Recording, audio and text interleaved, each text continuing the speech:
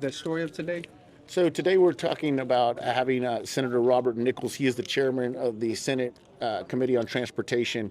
He's an extremely important person when it comes to our goals in the legislature.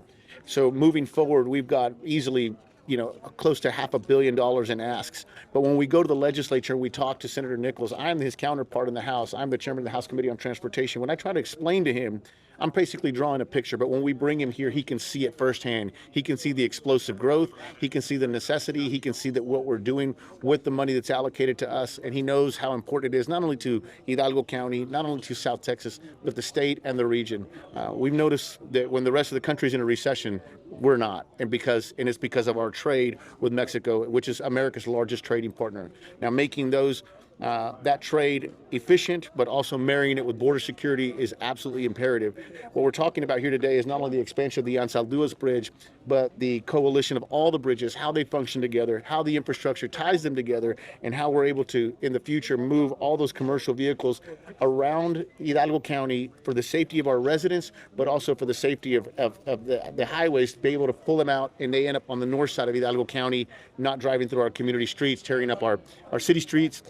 And so moving forward, we need to know what the plan is, but the people that are part of making that plan happen need to see it firsthand, or it's impossible to describe.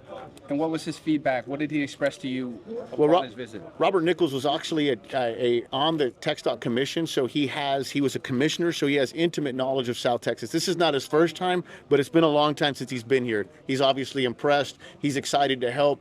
But we have, like everywhere else, everybody else every other portion of the state wants money, and so this is our way of advocating for our region, is bringing down someone in Robert's position, Senator Nichols' position, so he can see it and live it, breathe it, and know how important it is to not only hear, but his reaction is he's impressed, and I think he's very, very apt to help.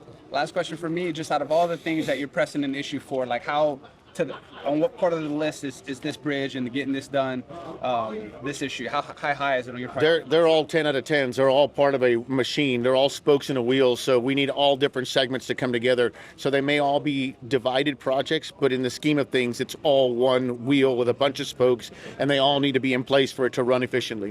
What other goals do you have for transportation issues for Texas, especially this region? End the streak. We have a death on there. There hasn't been a deathless day in the state of Texas for the last 20 years. We need to have a day without a death, and that would be awareness that people need to